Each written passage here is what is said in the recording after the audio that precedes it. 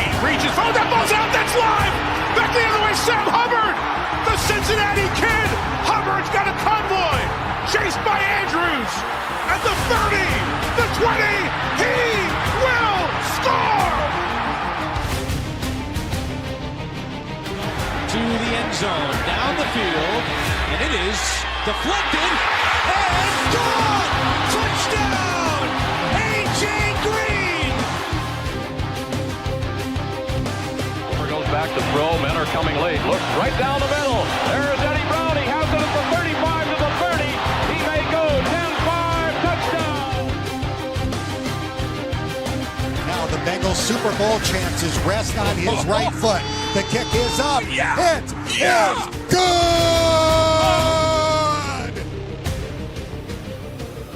Corey Dillon, he's gone. The knockout punch, you're looking at it. 65 yards. And they're back to throw as the blitz is on. Goes long, intended for Collinsworth. He has it down to the 20, touchdown! And Chris Collinsworth.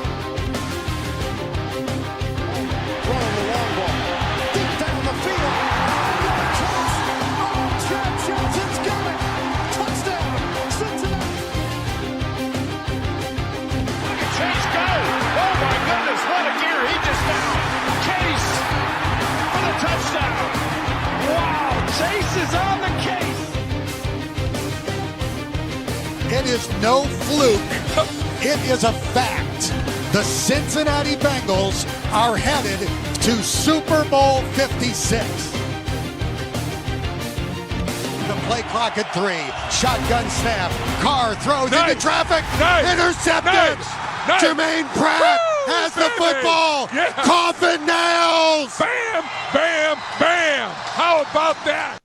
Hardest working man at Chatterbox, just one stream to the next. Craig Sandlin, fresh off the MLB Lottery Chatterbox Red Stream, joining me tonight, Tuesday, as always, half hour later, but same crew as usual. Craig and I here to break down. Finally, a Bengals win.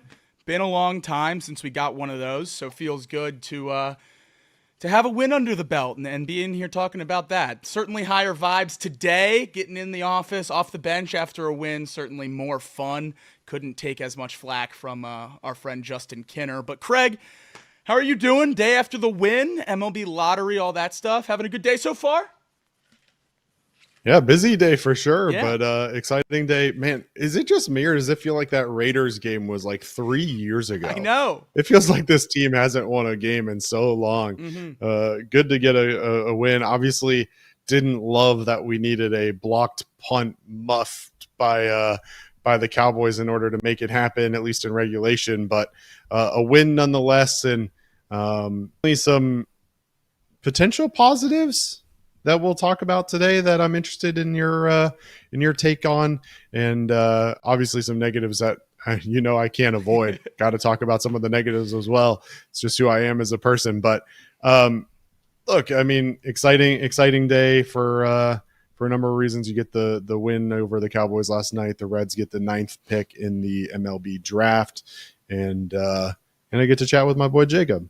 Always a good day when we get to do that, but we're not going to start off with the fun.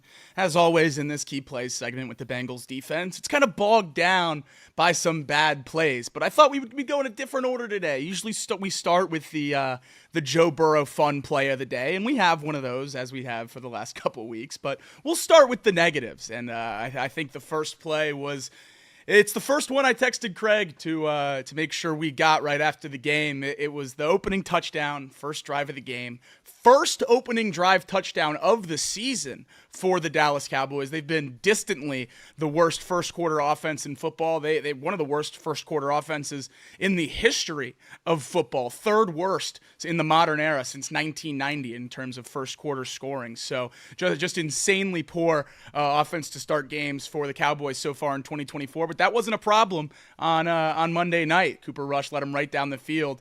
And it was one of the easier touchdowns you'll ever see, Craig. CeeDee Lamb, it's going without my permission. We can't be having that. CeeDee Lamb at the top of your screen, 2 guys right there, 2 guys at the bottom of your screen.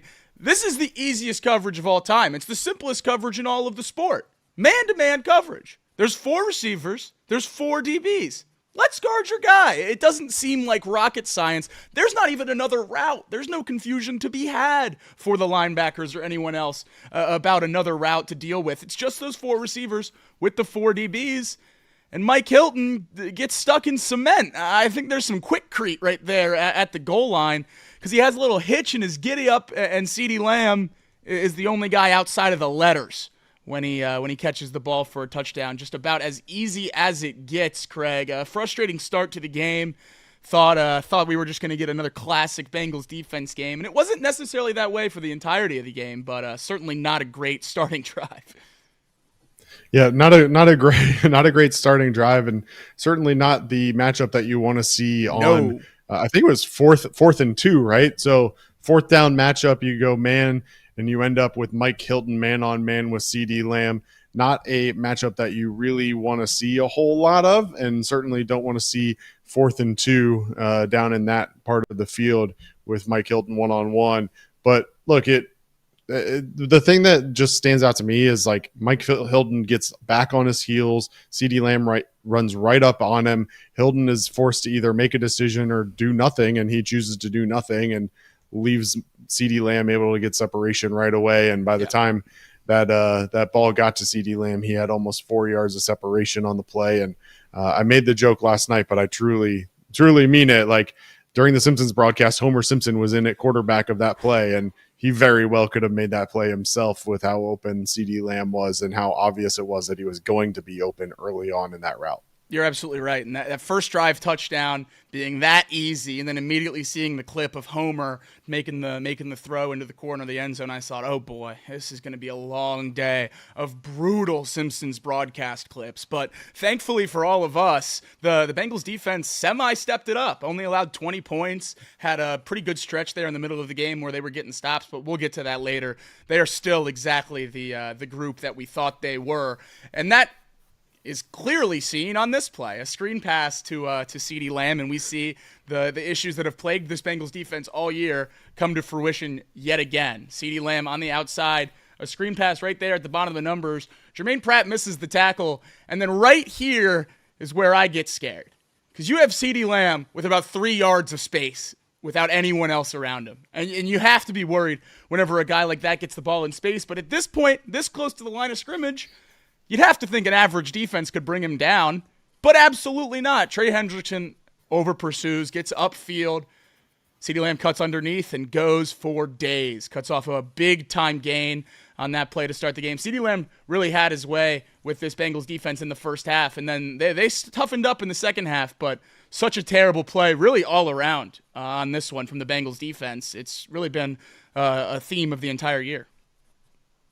Well, it starts off so well. Jermaine Pratt actually makes a really good read and snuffs out that screen pass right away, but is just unable to make the tackle against CeeDee Lamb. I mean, you can see it right as soon as the ball's snapped, Boom. Whether he was meant to drop off in a zone or whatever it is, but he immediately knows and then just over pursues and overruns the ball carrier and ends up trying to make an arm tackle and can't make it happen. And so, that's the first step is, okay, you get out there, break down, get in a good, proper tackling position. And instead he's running right past the wide receiver, arms out, can't make the tackle. And then you mentioned it, but you run it, and Trey Hendrickson, again, it's just him and Rico Dowdle. It's him and Rico Dowdle at that point. And I know we went a little bit too far there, but if anybody's going to block him, it's Rico Dowdle or it's Cooper Rush. Just break down and get in the proper position to try and keep CeeDee Lamb on the inside, just like any corner would do on a reverse route or anything like that. Your job is to keep CeeDee Lamb in that moment inside, and he over pursues, and CeeDee Lamb's able to get outside and break off a 43-yard run. The other thing that I noticed in there was Jordan Battle get clipped by his own guy as he was pursuing down the sideline. But look, it just frustrating for sure that the missed tackles continues to be an issue for this team. PFF officially on the game gave them 8 missed tackles for the day. So not as bad as it was last week when they had 14. We'll take baby steps, Greg. Baby steps. Baby steps. Yeah. Still don't want to see that. And again, just 2 guys who over pursue and get too excited about making a play and unfortunately lose fundamentals and can't make it happen. of those missed tackles, one name notably missing, maybe for the first time this year. Maybe I'm speaking out of turn on that one, but we've certainly seen multiple missed tackles enough from him this year. But Geno Stone, no missed tackles this week, and also his highest PFF grade as a Bengal. So big steps for him when the season's already over. So good timing for Geno Stone. But I guess we're going to get into it later, whether or not the season is over. But not the only one that took major that took major steps on Monday night. There was another player who really shined on Monday Night Football, and he has been for the last couple of weeks now. He's really been coming into his own as he's getting more snaps on this defense. And I'm talking about Joseph Ossai. He's really had a really good last couple of weeks coming on in a new role as he's getting more snaps. And Craig went ahead and put together a cut-up of some of his plays from this last game. Yeah, well, there were a couple of things that stood out to me as I watched Joseph Ossai, right? So this first one, he's on the right end.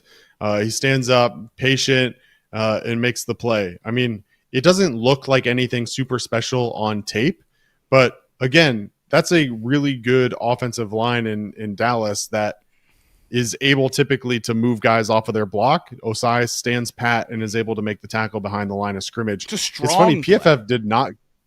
Strong play. Joseph Ossai did not grade well, according to PFF. I watched all 35 plays that Joseph Ossai was on the field for.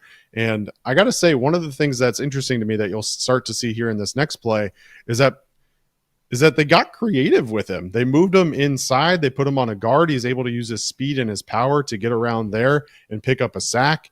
It just seemed that they used him more creatively than they did in the past. You'll see him here get some pressure as well, force a couple of bad throws. He didn't always get home, but he was disrupting regularly, especially when they lined him up inside on the guard.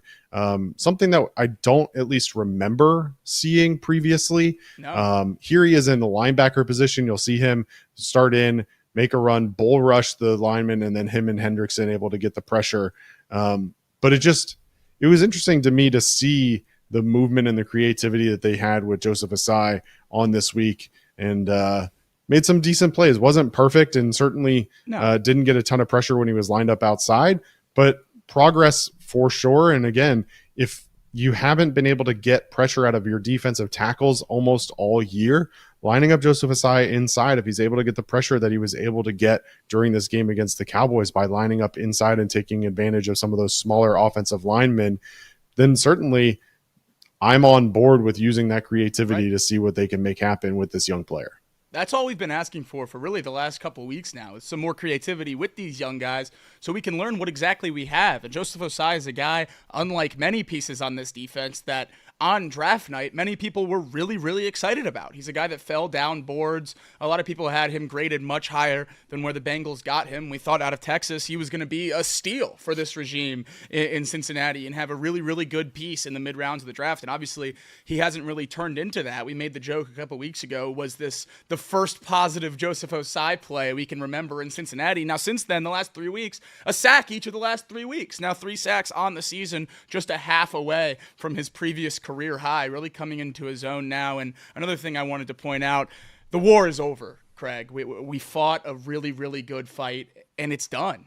Myles Murphy and Joseph Ossai outsnapped Sam Hubbard this week. We all, Bengals fans, battened down the hatches, and we turned on the hometown hero when it was time. And round of applause to everyone for doing that, because a lot of great memories for Sam Hubbard. We have the fumble in the jungle, returning it against the Ravens. Just a great memory for all Bengals fans in an AFC championship run. But it was so clear to see early in this season that his time had passed him by. And now finally, week 14, we can talk about it happening so late. But Joseph Ossai and Myles Murphy getting more snaps than Sam Hubbard in this game, I think that's absolutely crucial. And maybe a theme going forward that we're going to finally see some of these young guys used over the older guys that are just kind of locked into those positions. Do you think this could be a system kind of up and down the lineup? I know we've seen more Jordan Battle in the last few weeks as well. Maybe after the punt fumble, I know he blew the block, but maybe some more Jong Meta as well at linebacker. I don't know, but some of these young guys in the lineup would be fun to see in the last couple of weeks, especially if the Bengals do end up getting scrounge up a couple long-term wins in terms of finding out what you have in some of these young guys. Well, with so many potential holes on this team across the board, especially on the defensive side of the ball, you have to figure out what you have and whether these guys can be cogs or part of the rotation moving forward. And you mentioned it, Sam Hubbard only played 21 snaps this week. Miles Murphy gets 34 snaps and Joseph Asai gets 30. So good to see. And that's kind of a trend that we've been seeing for Sam Hubbard over the last several weeks in terms of reduced number of snaps. And again, for the first time this week, he actually gets out snapped. But if you're going to go into this offseason and you know that you have holes, whether it be to address in free agency or in the draft, you've got to know which are the players that can be a part of that future rotation and which players can't.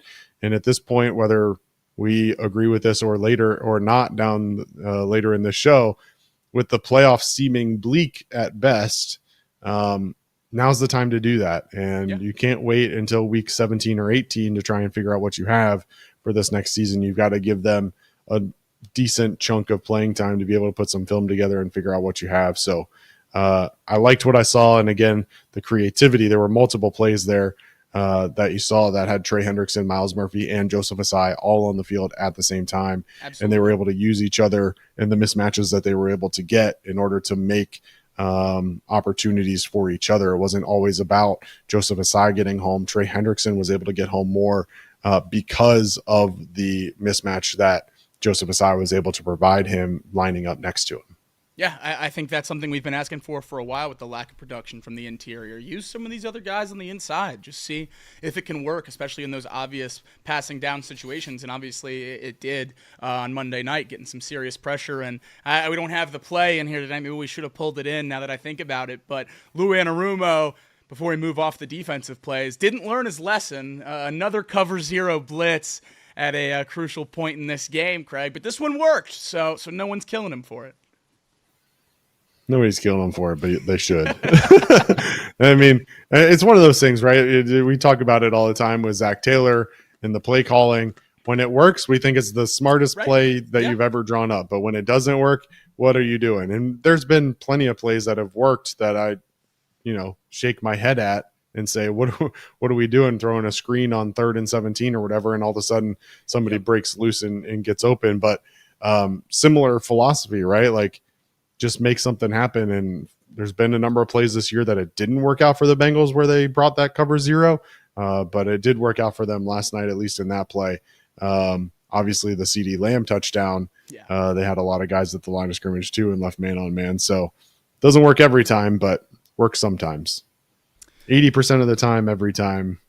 That's right. What do they say? They say something like that. But now that those are the last of the painful defensive plays of the key plays segment, so everyone can relax a little bit. This one's a fun one. Joe Burrow again doing some magic, and he's not the only guy I want to talk about with this play because there's another guy that's just been burning the world down for the Bengals this year. Joe Burrow, pocket, collapses, no space, gets sandwiched, doesn't matter, jump pass, dump off to Chase Brown, who not only catches the ball, that's pretty unexpected, I think, at that point in the play, but turns upfield right away, gains another 10, 12 yards. He's been such an electric player with the ball in his hands, and this is just Joe Burrow's ability to get the ball to those playmakers, and I think that's what makes him so great. When you put playmakers around him, he's going to do everything he can to get the ball in their hands, and he does it week in and week out. This is a play I think the vast majority of quarterbacks in the league are going down, taking a sack here, probably going down on their own to avoid a hit. Burrow steps right up into it, gets sandwiched around the throat, dumps it off to the running back, picks up a big gain. Just such an incredible play from a quarterback that seems to make the incredible pretty normal when he does it as often as he does.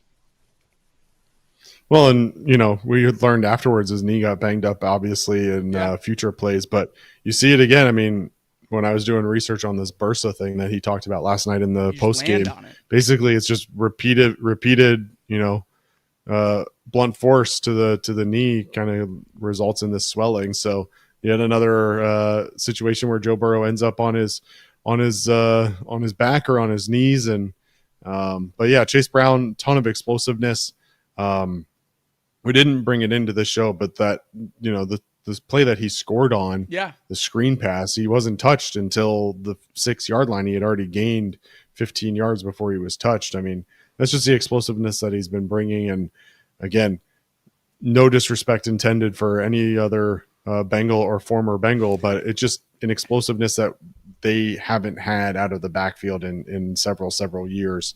And to have him, and for him to be able to be the workforce that he's really been, has been awesome to see. They've been able to keep him in on passing downs. They've been able to keep him in, obviously, on running downs. The Bengals ran 71 total plays yesterday, and Chase Brown was in for 59 of them.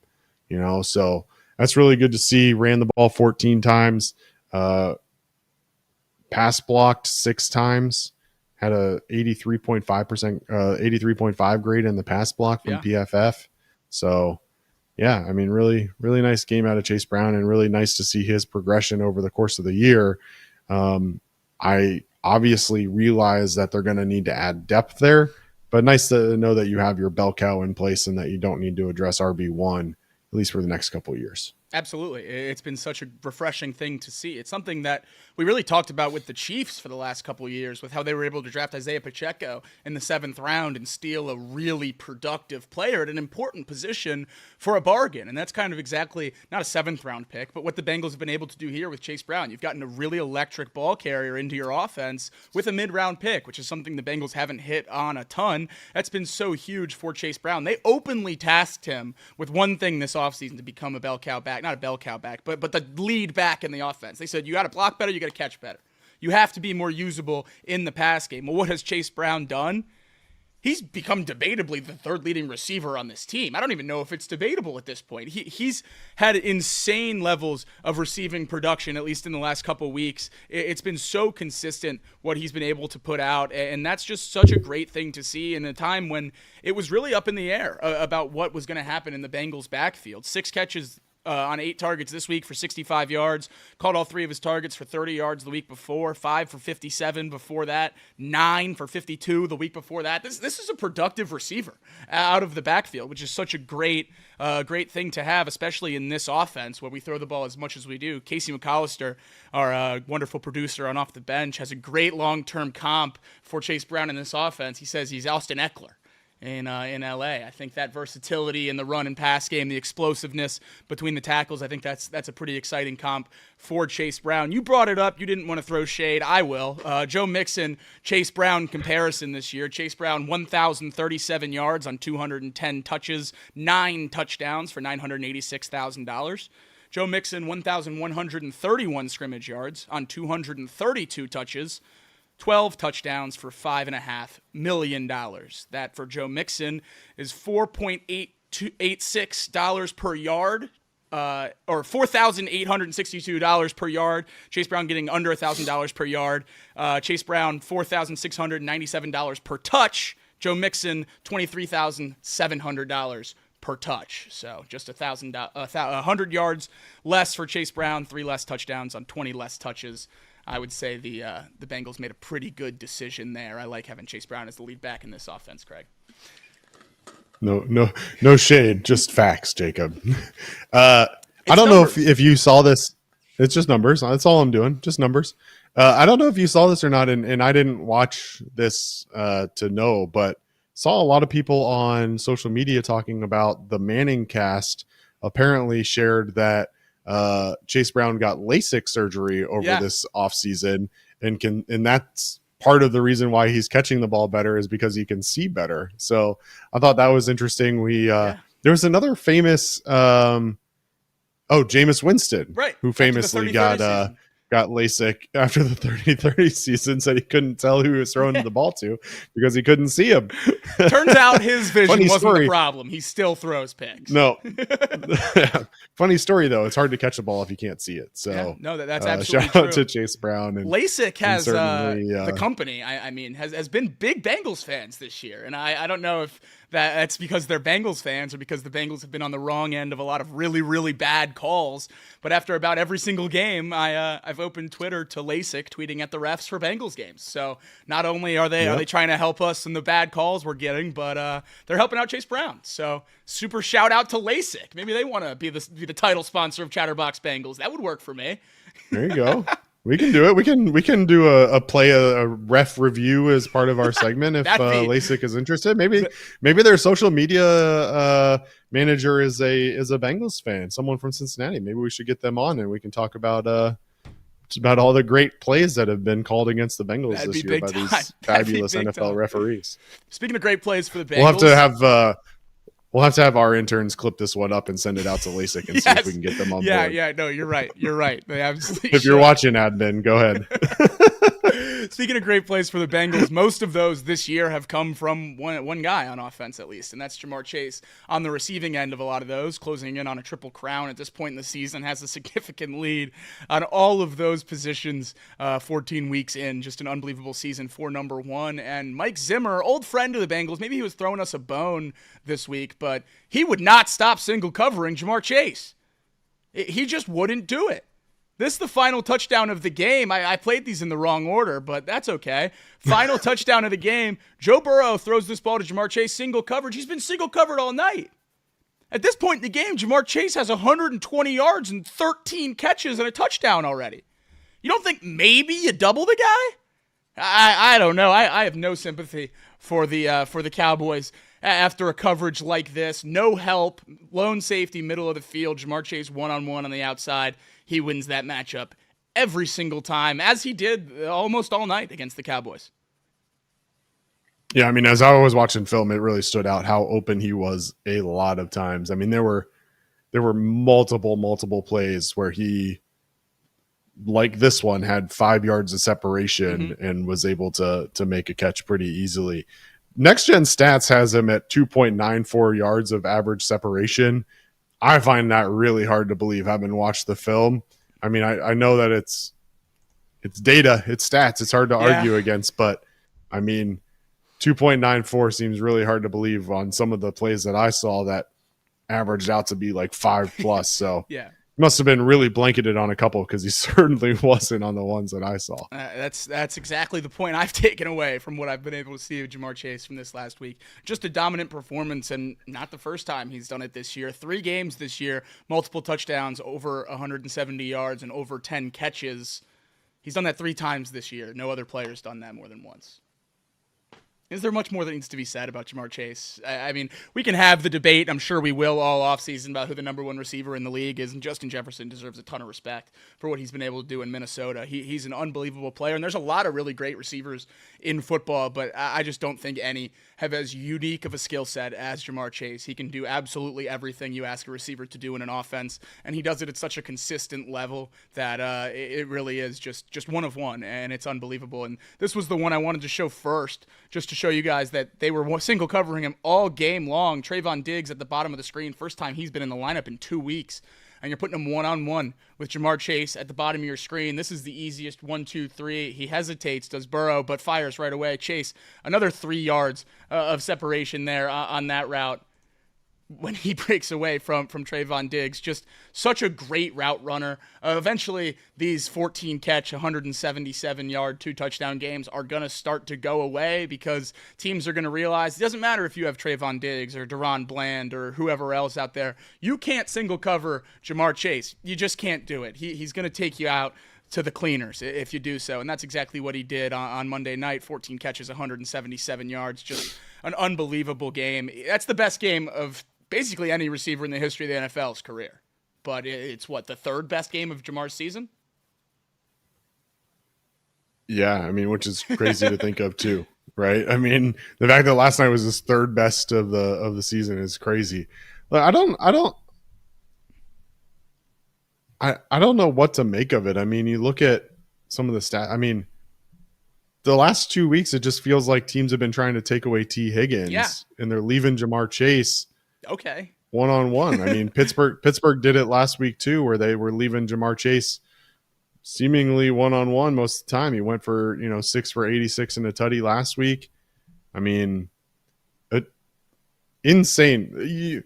I think I misheard you when you said it, but 3rd best game this season. Like, yeah. This would be the 3rd best game for some people's careers. This would be people's career best game. This is his 3rd best game this season.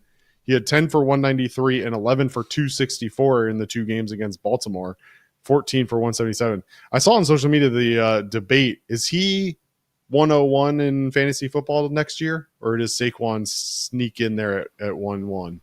I think it's going to be Jamar Chase, assuming T. Higgins leaves. I think fantasy football-wise, there's always a concern about drafting Jamar Chase as high as number 1 overall with T. Higgins in the offense, just because there's always going to be that 4 or 5 weeks out of an 18-week season where T. Higgins is the one having the boom game. But if this year proves anything, it's that Jamar is certainly the number 1 receiver in fantasy football, and even more so in PPR leagues. I mean, 18 targets this last week. That's insane, and T. Higgins was playing, so the production doesn't drop off with another elite player there. He's been able to do it now, even though those concerns popped up earlier in the season. He's done it plenty of times now down the stretch of the season. This was a fun one, Craig. We've already kind of touched on it, but I just saw it on Twitter right after the game, and the way it's worded made me smile. And there's not a lot of smiles with Bengals football this year, so if it makes me smile, I want to share it with everyone else. This was right after the game ended with 14 catches for 177 yards and 2 touchdowns. Jamar Chase is the first receiver with a 10-catch, 170-yard, 2-touchdown game since Jamar Chase did it in Week 10 against the Ravens. At that point, Jamar Chase was the first receiver to do it since Jamar Chase did it against the Ravens in Week 5.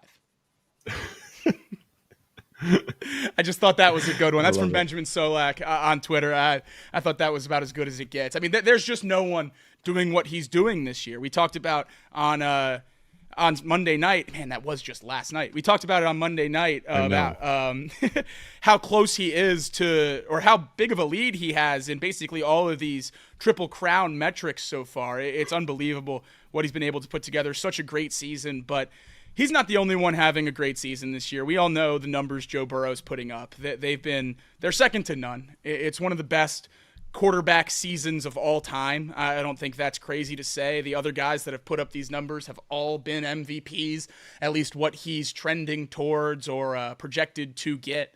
And everyone else that's had 5 games with 300 yards and 2 touchdowns in a row like he's just had has had no more than 2 losses in that stretch. And the Bengals are 2-3 in those 5 games. So Joe Burrow's great play hasn't quite been enough for the Bengals. We showed you it there in that great play he had, the pass to Chase Brown. Only sacked, I believe, twice this last week against the Cowboys. Was able to stay upright more often than not, but still took so much punishment. And we saw it on that final sack he took on Monday night. The face mask, the knee injury, resulted in him putting on a knee sleeve when he came back out. Protect Joe has a lot of different meanings here. We kind of tackled it after the game, but I also wanted to talk about it kind of with clearer heads than at midnight when I was pretty adamant that we need to sit him regardless of anything. So we'll get to that, but also the offensive line. I think as we talk about this offseason and moving forward for the Cincinnati Bengals, everyone is locked in, dead set, focused on the defense. And that's completely fair. I don't know how you can watch this season and not be focused on fixing the defense. It has cost us games, and it's going to cost us the playoffs, and the offense looks great. I understand all of that. The interior of this offensive line is one of the biggest problems on this entire team.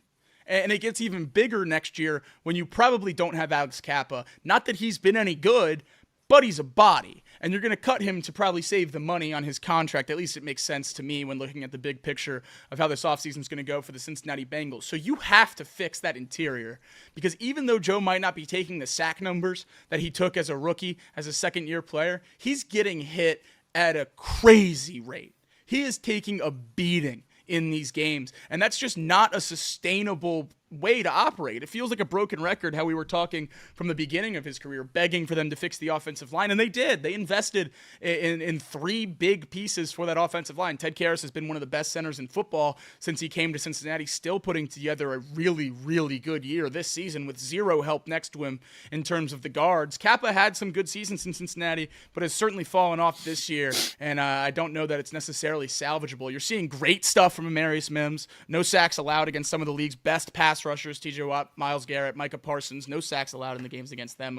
He hasn't been credited with them, so we're going to give him that. He hasn't been credited with them, but he is credited with giving up like 7 hurries to Micah Parsons last night. So, but no sacks. Yes, we sacks. Pick and no choose, sacks. Craig. We pick and choose on Chatterbox Bengals. That's right. You're just like analytics guys in baseball, where you pick and choose the one that tells your story the best. That's right. And whichever one tells your story the best is the one we go with, and we completely ignore all of the other data points that are out there. But yes, go on with yourself.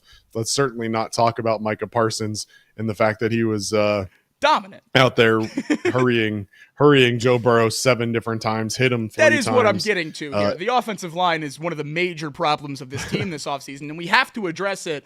If not early in the draft, we have to address it major spending in free agency. And I think that's something a lot of people might be glossing over as we move into the offseason talk, sitting at 5-8. I think it has to be a big priority. And I know there's a lot of talk about, I mentioned it earlier, there's so many different areas of need for this team. But at the end of the day, your number one investment and your number one reason why you are successful is Joe Burrow, and you have to do everything you can to protect him. I look at what they've done in Los Angeles with Justin Herbert and the number of sacks he took in the first several years of his career versus what they're doing this year. They invested in protecting Justin Herbert. They draft Joe Alt, number 5 overall, and put him in front of that line to be able to make sure that Justin Herbert is healthy for years to come, because he is ultimately the cornerstone. And the Cincinnati Bengals need to be thinking the same exact thing. I know we talk a lot about giving Joe Burrow weapons, and the fact that we went out and drafted guys like Jamar Chase and T. Higgins, and all of those were perfectly justifiable and make complete sense, and they've turned into total stars.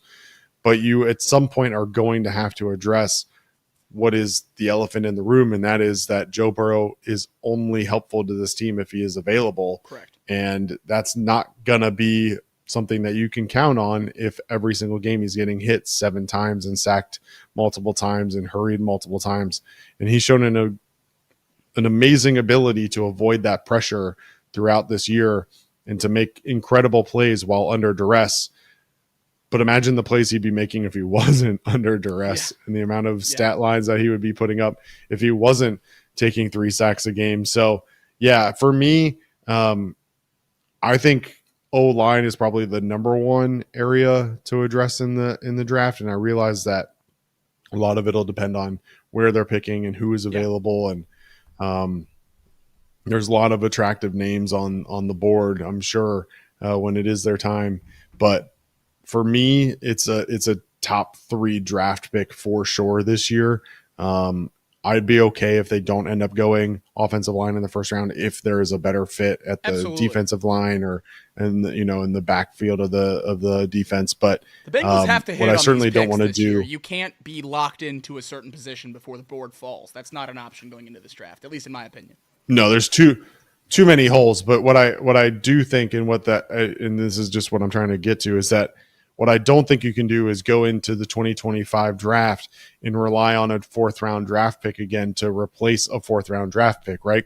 I think you got amazing production out of Cordell Volson for a 4th round draft pick offensive lineman, but it's time to move on from that. And I don't think that it's fair to this team or to Joe Burrow to try and replace Cordell Volson with yet another 4th round or later draft pick and expect to have any sort of improvement going into next year. So if you can kind of spend one of those premium picks on an O-lineman, even if it's not the 1st round, I think you have to do that.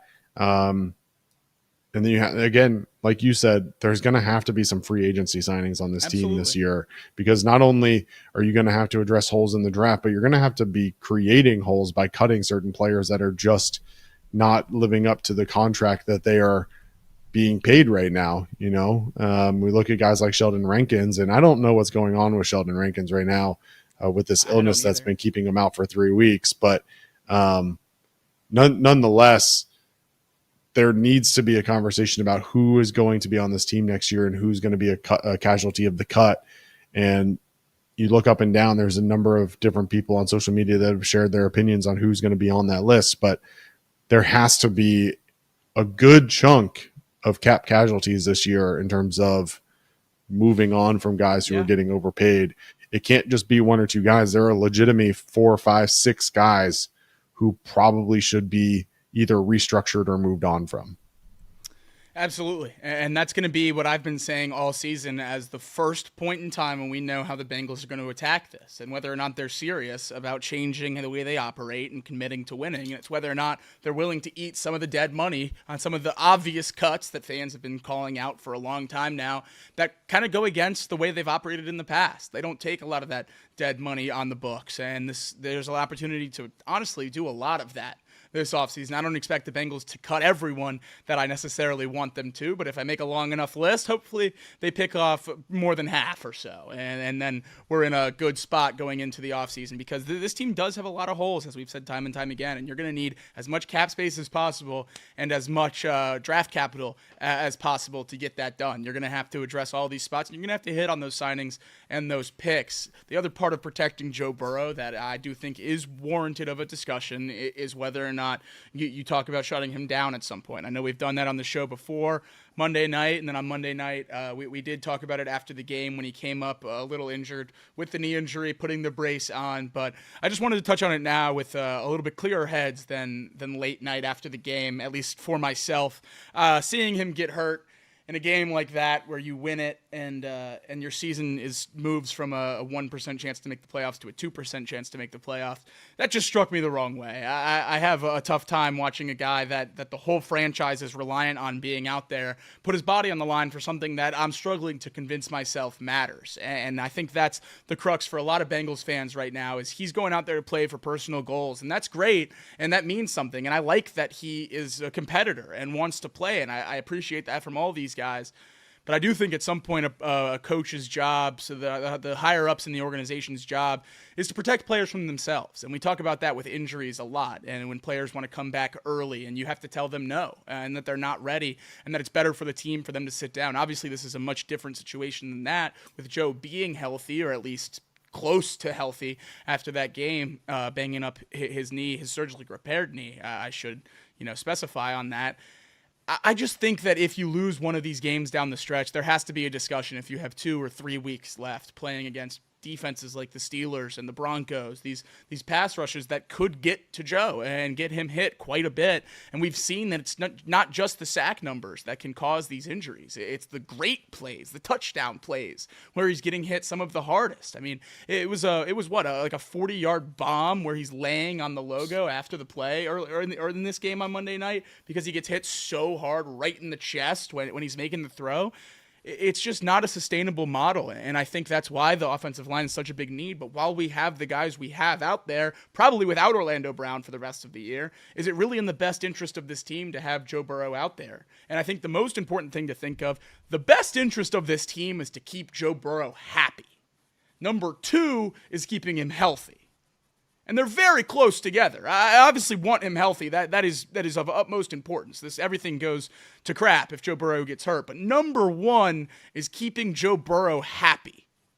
And you can't pull him if he's not going to let you. I understand that's a nuance of this conversation as well. I just think removing that from it, do you think there's some merit to benching him, especially after the events of Monday night and him coming up a little injured after the game?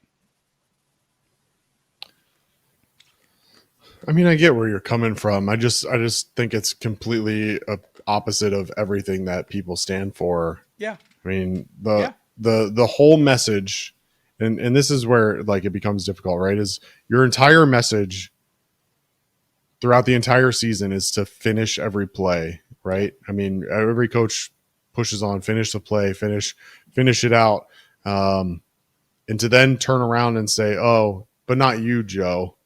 I know we still have a slim chance of the playoffs, but we can't risk you getting hurt, so we're going to sit you down." Now, if you come to me and you say, "Hey, this Pittsburgh game in Week 18, we're already eliminated from the playoffs. Do we need to play Joe?"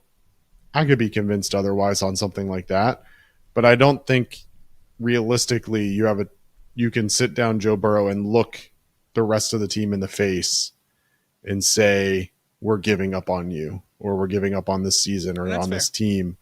And oh, by the way, you're not important enough to us to sit. You're still going to be expected to go out there and play every down, right? So look, I think that it's valid to want to protect him. And certainly there's been scenarios where the Bengals are either up big or down big later in games where I felt like maybe Joe Burrow could come out of the game and he didn't need to be subject to some of those hits. And I think Zach Taylor can do a better job of mitigating those risks late in games. But to say that you're going to bench him going into 2 games that you should win, right, with the upcoming schedule, before what turns into a really pivotal game against Denver 3 weeks from now in Cincinnati, I find it really hard to say to your home fans, hey, those last 2 weeks when you're at home and against Denver, we really want you to show out and be loud, but Joe's not going to play. Yeah, no, you're right. And the other piece, yep, and going back to the original conversation, the Bengals as of today are looking at $63.5 million in cap space for 2025 before they make a single cut. Right now, that's going to be exasperated by the fact that you're going to have to sign Jamar Chase this offseason, I believe. You're maybe, it sounds like, going to be looking at signing T. Higgins based on comments that were made after the game by Joe Burrow, and that he's going to do whatever it takes to keep him around. That's before you cut guys like Sheldon Rankins, before you cut guys like Sam Hubbard, potentially Alex Kappa making $9 million, Geno Stone makes $6 million next year. You make those 4 cuts alone, and now you're at $100 million in cap space before you make any signings. There is room to do what needs to be done. Absolutely. Both from the perspective of signing Jamar and potentially T, but more importantly, potentially, knock on wood, don't take that the wrong way. More importantly, there is room to be done to protect Joe Burrow.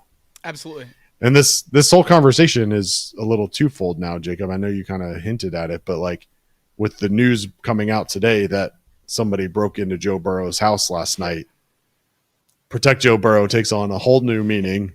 And it sounds like there's a rash of break-ins across the NFL at NFL players' homes during Monday Night Football. But you would think that local law enforcement moving forward would just camp out near the top couple profile houses, right? Like, you'd think they're just gonna, I don't know. So that was crazy story coming out too. Just while we're on the topic of Joe, obviously the comments from last night we touched on during the show, but did you see the video of them talking to T afterwards? I did not. Kind of asking him on his take on the whole thing. Didn't necessarily come off to me as confident, maybe. Gotcha.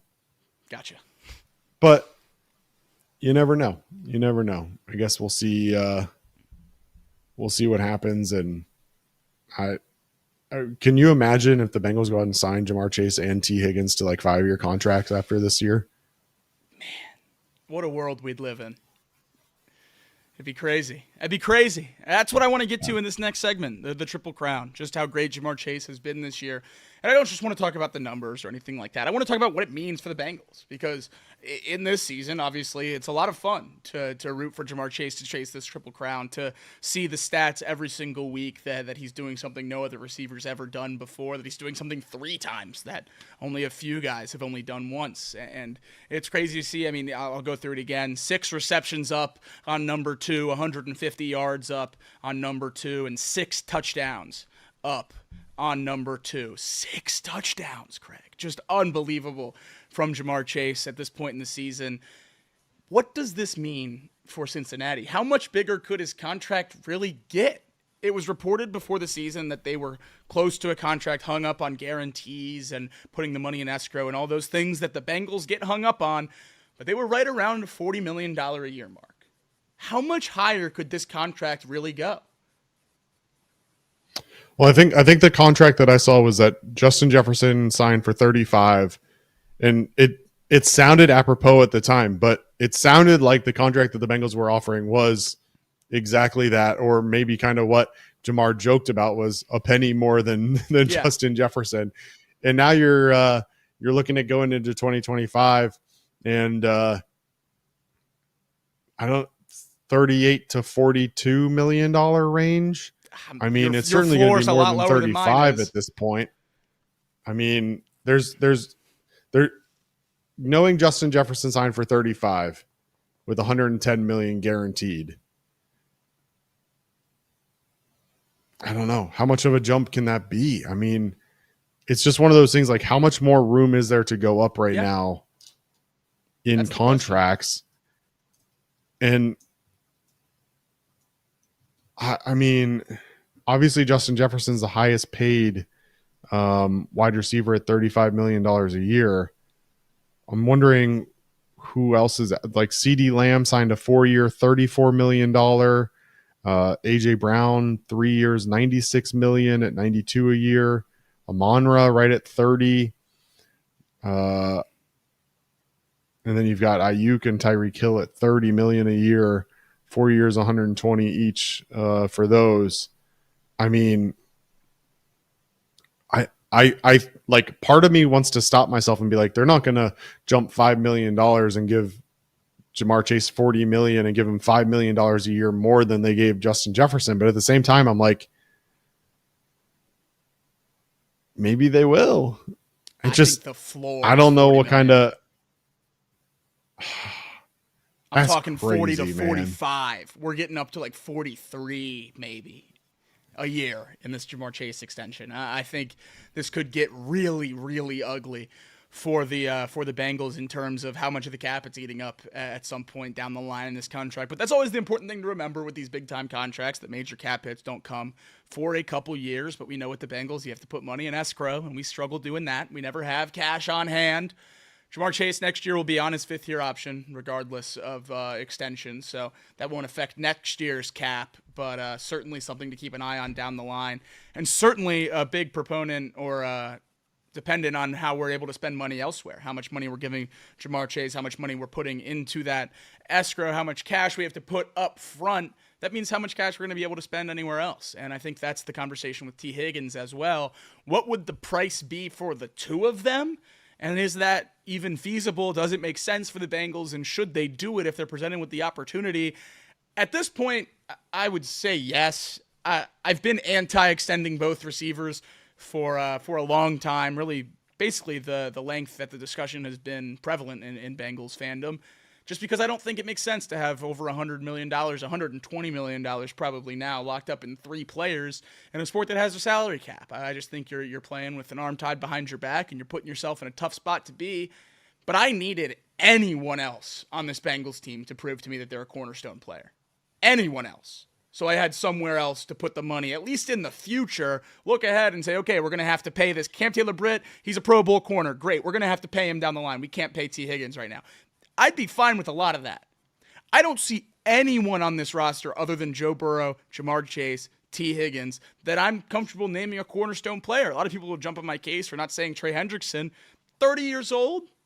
I don't know if he's a cornerstone player that the Bengals are going to extend and build this defense around. I think he's one that you would like to have for a few more years in Cincinnati, but I think you're building this defense kind of from scratch because you know that he's not here for the long haul at his age. I think those 3 players on offense are the only 3 cornerstone players that we have on this team, and we've seen cornerstone players walk from Cincinnati, and that hasn't worked out well for the Bengals. I'm not ready to make that mistake again.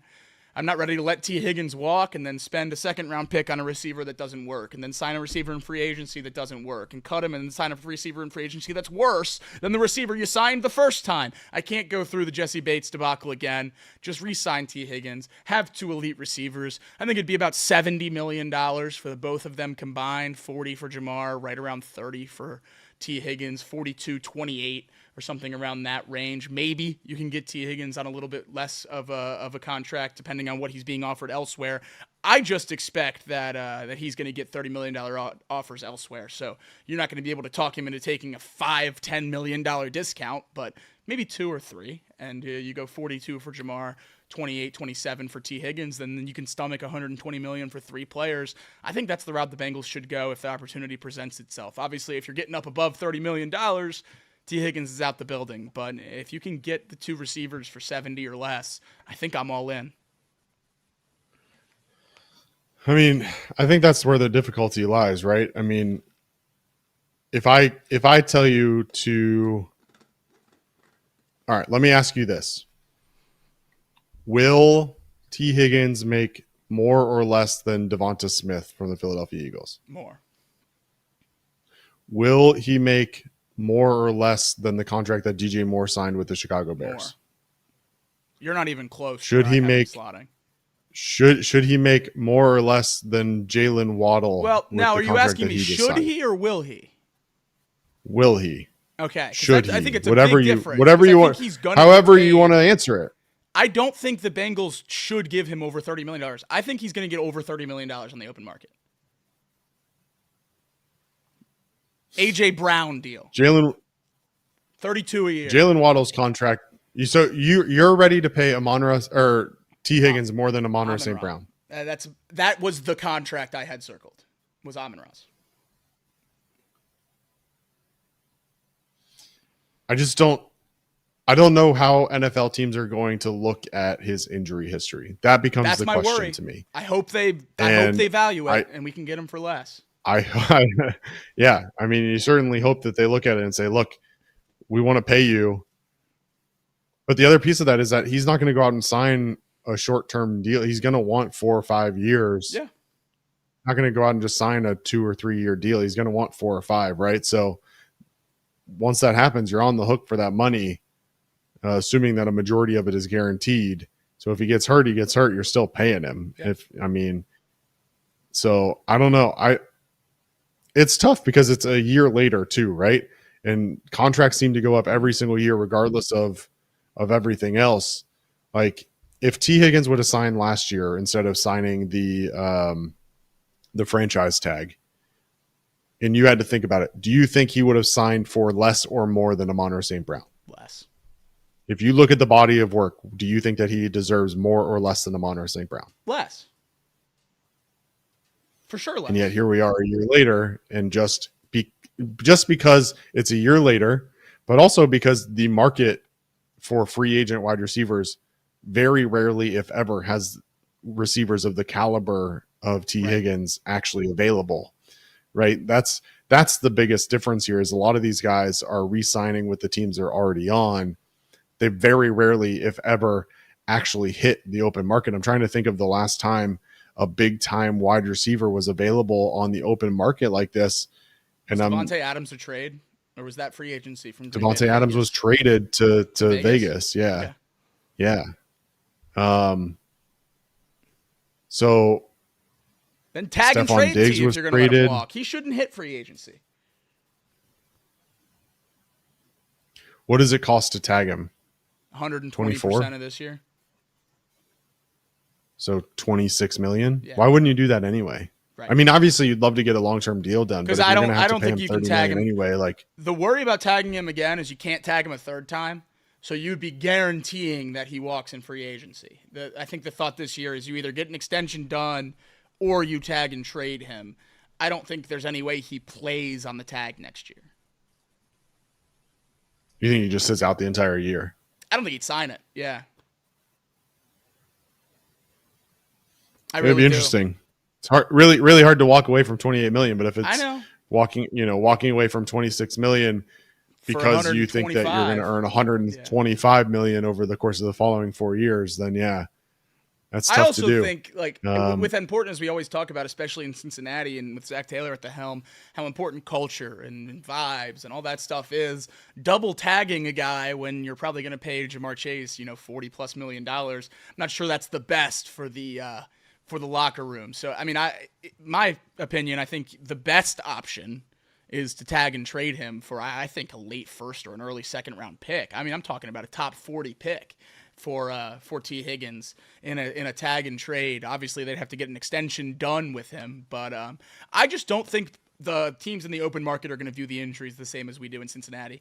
And in all honesty, I think we only view them the way we do because we have Jamar Chase. If we saw the Bengals offense, bottom out without T. Higgins and he comes back and it's incredible, which I guess we have kind of seen to a degree. But I think we'd kind of feel more inclined to sign T. Higgins. It wouldn't even really be a conversation if it wasn't for the $40+ million going to Jamar Chase. So I think that he's going to hit the open market, and one of these teams with a young quarterback is going to see what an elite wide receiver one has done for young quarterbacks across the league, and they're going to jump on him and think that maybe he can be healthy and make a difference. I'm circling Washington and New England for me as the two teams that are going to go really high in terms of trying to sign T. Higgins and maybe screw the Bengals out of it. And I think once their price priced out of it, the Bengals should turn their attention to tagging and trading him, because you can't have Jesse Bates happen again.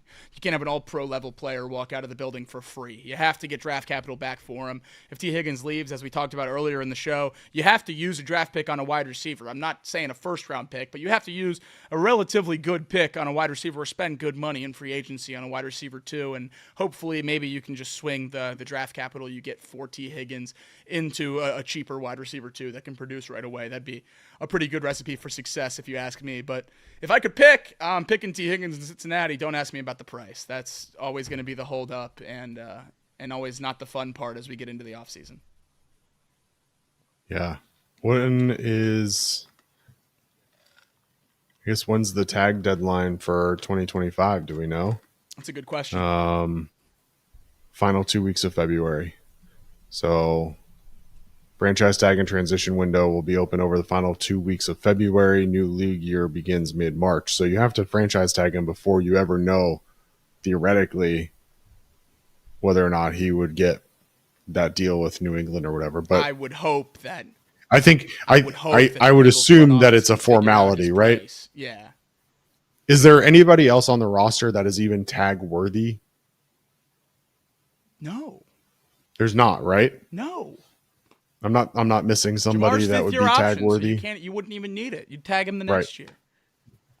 Right. So, I mean, at that point, then it's a formality, right? You have to tag him and then either negotiate, sign the contract or move him. Yeah. I think, yeah. All right. So it becomes a formality. So come the end of February, we should all expect to hear the announcement that T. Higgins has been tagged. And I think we have to be prepared for a chance that they don't do that and just negotiate with him on the open market, which would be insane. You can't when do you that. Can protect him. You can't. Smart teams can't. Smart teams can't. I don't have that much faith. I hope not. I really hope not.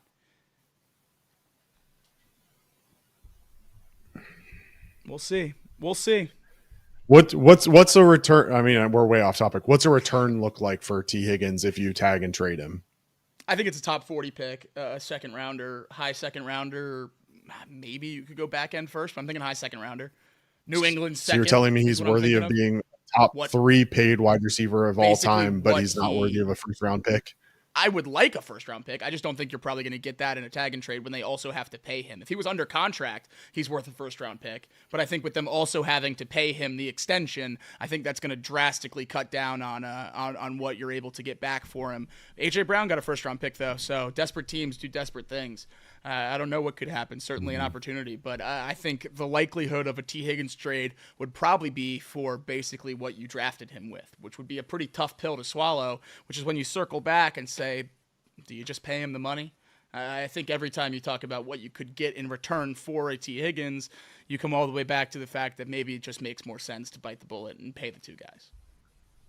Is the worst case scenario out of all of this that you tag him and you can't find a trade partner that's willing to give you what you need? Yep, absolutely. Because then you have no leverage because he can play this season or not play this season. You have the holdout hanging over your head, and then he knows he hits free agency next year. So there's zero leverage for a contract extension or a trade. Which maybe that's a reason why you do risk negotiating with him on the open market. If you feel good about your position. I mean, your hope at this is going to sound weird. Your hope at this point is that you're able to work with the three of them. And by the three of them, I mean Joe Burrow, Jamar Chase, and T. Higgins. If Joe Burrow, based on his comments last night, is legitimately willing to renegotiate or look at what can be done to keep the two of them together, you almost hope that you miss the playoffs so you can have those conversations sooner rather than later and start to have it before you ever get to that window in February and realize that you can't sign him until March when the league year starts. But at least at that point, you don't have to risk him going out to somebody else, and you can have a basic agreement in place before you ever even get there, right? Absolutely. Yeah. There's a lot. All right. So if you're looking for a positive of this year and not making the playoffs, the positive is that maybe you can start some negotiations with T. Higgins and Jamar Chase and Joe Burrow. before you ever even get to the Silver league. linings, Craig. I love it. I love the optimism. That's good stuff. We need to keep finding the good stuff. But this is not. We went all over the place on that segment. But this is not a fun segment. This is one I did want to talk about because I said something in the postgame show that you called me out for almost immediately. As I started talking up this defense a little bit. I went through the drives, and I was getting pretty excited about what I saw from this Bengals defense against a middling at best Cowboys offense. Opening drive touchdown for the Cowboys, as we talked about, their first opening drive touchdown of the year. After that, red zone interception for Geno Stone, forced a field goal on a short field, punt. That's the first half for the Bengals defense. It's a pretty good half. I was getting excited. They ended the game with 2 punts and a turnover on downs. I was getting excited. And then Craig said, you remember that stretch earlier in the year when you were also excited about the Bengals defense? 17-7 win against the Giants, 21-14 win against the Browns.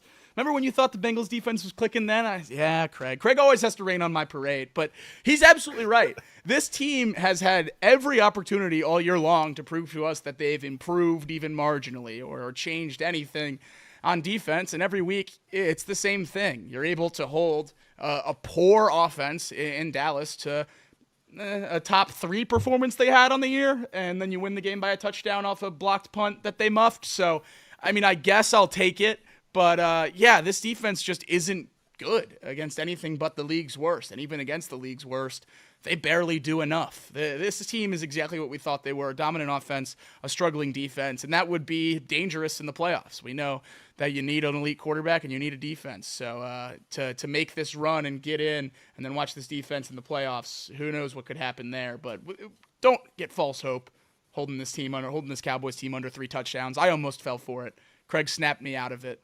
This is nothing new. The defense still stinks. You've got 2 more weeks of it too. Let's not forget. You've got 2 more weeks of this defense is going to really try to reel you in with these upcoming games. So don't get sucked in, Jacob. Don't get sucked up. Let me remind you that the interception that they had early in the game last night was on a tip drill that Cam Taylor-Britt could have caught before it was tipped. But more importantly, was on a terrible play by Cooper Rush. If he would have waited half a second more, he would have seen that his wide open tight end, Jake Ferguson, was streaking to the end zone without anybody on him. Because the reason that ball was tipped to begin with, because CeeDee Lamb ran into the Bengals defender that was on Jake Ferguson. So, they got lucky there. And again, it's just the fact that they take advantage of these mediocre at best offenses and make you believe that they are better than they really than they really are.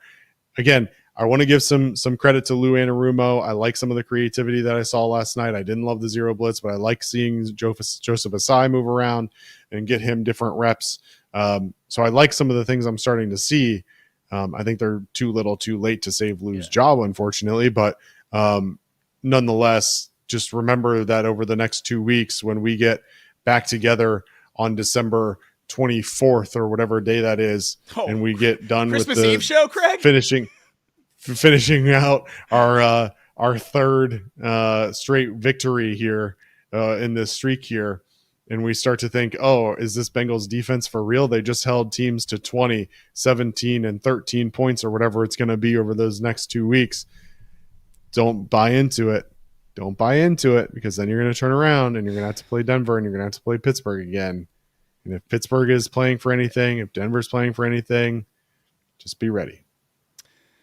And after those 3 weeks when the defense should be looking pretty good, we're going to have a rookie quarterback that I inherently don't believe in coming to town. So I assume I'm going to be talking crazy in a month from now. So we'll see what happens at that point. But this week, there's a task in front of us, and as the Bengals fans, I think everyone that's been in a playoff machine since the loss to the Steelers knows there's not a whole lot to do in that machine unless the Bengals win every game. So on to Tennessee. The Bengals have to get a win against the Titans. We will be back on Thursday night to preview that one. We have a lot of stuff coming this week on Off the Bench to preview that game as well, so it should be fun. I just thought it was interesting and wanted to point it out. The Bengals playing the Titans has been kind of a theme in the last few years. I feel like they always play the Titans, and they always play the Titans there. They never play the Titans at home. 2023, they lost to the Titans in Nashville. 2022, they beat the Titans in Nashville. Playoff game in 2022, also in Nashville. I know that's not scheduling, that's seeding, but still, just for the sake of the argument. And then 2020 was at home, and then 2017 was in Nashville. So 4 of the last 5 games against the Titans in Nashville, Craig. Just a crazy kind of, intricacy of the schedule where both teams finished first, then both teams finished fourth, and the way the 1, 2, 3, 4 home games split up for the AFC North, AFC South, the Bengals keep going to Nashville. I don't know if that's up to the players or not. I'm sure the Bengals would love to spend a weekend in Nashville every year, but they get to do it again this year. Hopefully it goes better than last year. Early season blowout loss to the Titans last year that kind of set the season up for what it was. I know we all have questions about what the 2023 season could have been without a Joe Burrow injury, and I'm right there with you guys, but getting blown out by the Titans early in the season to start kind of the slow start again was such a shame and really knocked the train off the tracks. Bengals trying to get back on the tracks, though it is a big-time uphill fight. Do you think they stay on track this week, Craig? I know we're going to preview it on Thursday, but just wanted to get your thoughts right away. I mean, I'd like to hope so. I mean, Right. They're going to be familiar, obviously, with Brian Callahan's offense. Will Levis hasn't really been great of late. He showed a little bit of promise for a couple weeks there. Has a good rapport with Nick Westbrook-Akine that they've shown over the last several weeks. But Nick Westbrook, you have to stats believe this that year are insane. 21 catches, 8 touchdowns. Yeah. That makes no sense. I know. I almost got baited into picking him up in fantasy football recently, and I was like, I can't do it. I can't do it. The other question for you, Jacob, that is completely unrelated to the Bengals. Buffalo travels to Detroit this week. Yeah. For a huge game. What do you think about that one? I'm on Buffalo. I'm not the biggest Detroit believer. I think they're a really good team. Before the negativity coming out of the locker room in Philadelphia this week, they were my NFC pick. The Eagles were. So I haven't been necessarily as high on the Lions as a lot of other people. I think they're really good, but I think Josh Allen and the Bills take care of business this week. Okay. Only time will tell. That's right. I love when Craig makes me give picks and then doesn't give picks. That's the best. You want me to give a pick? No. You protect yourself. Okay. Never be wrong. We need to It'd be preserve wrong if you don't make it public. one golden face on this show. We got to have someone who knows what they're talking about. I remember when we used to give Thursday night football picks and then we forgot it and stopped doing that after week like 3 or 4? Yeah, no, that is fun. That's the fun part about this show is it's always changing. But the one thing that never changes is Tuesdays, Thursday nights. We're right here giving you whatever you need on the Bengals side of it. But that's going to do it for tonight's show. Thank you to everyone I'm going who through joined the us. playoff machine right now, Jacob. Don't let me get excited. Before Craig buys back in, which he refuses to do on air, we're going to wrap this one up. So thank you everyone who joined us today. We appreciate you guys watching along with us. Wahoo day, and we'll see you guys again Thursday.